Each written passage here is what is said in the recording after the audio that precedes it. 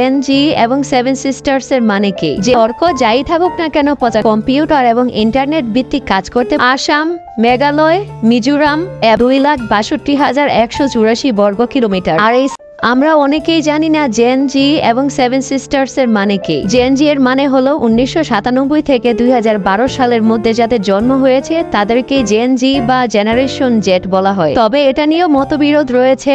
অনেকে বলে 1995 থেকে শুরু, আবার অনেকে বলে 2009 জেনজি শেষ এবং 2010 থেকে এখনো পর্যন্ত চলছে আলফা। তর্ক যাই থাকুক না কেন 95 বা 97 ওই থেকে 2010 বা 12 এর মধ্যে জন্ম নেওয়া তাদেরকে জেনজি বলা হয়ে থাকে। মূলত 2024 এসেও যাদের বয়স 12 থেকে 27 তারাই জেনজেট বা জেনজি। বর্তমানে বাংলাদেশে তাদের প্রশংসা করছে সব জেনারেশনের মানুষ, কারণ বাংলাদেশে যে আন্দোলন হয়েছে তার বড় একটা অংশ ছিল তাদের। অন্য প্রজন্মগুলোর ধারণা ছিল তারা মোবাইল আসক্তিতে ভোগে এবং তারা সীমাবদ্ধতায় বড় হচ্ছে, তাদের পড়ালেখার পরিধি খুব কম, সাহসের দিক দিয়েও তারা পিছিয়ে, কিন্তু ছাত্র আন্দোলনের মাধ্যমে তারা বীরপুরুষের পরিচয় দিয়েছে। তাছাড়া তারা যেহেতু কম্পিউটার এবং ইন্টারনেট ভিত্তিক কাজ করতে পছন্দ করে, অন্য জেনারেশন ভেবেছিল তারা বাস্তবতা খুব একটা বোঝে না, কিন্তু সবকিছুর অবসান ঘটেছে ছাত্র আন্দোলনে। এটা তো গেল জেনজি। এখন আসি সেভেন সিস্টার্স নিয়ে। ভারতের 7টি রাজ্যকে একসাথে বলা হয় সেভেন সিস্টার্স। এগুলো হলো অরুণাচল প্রদেশ,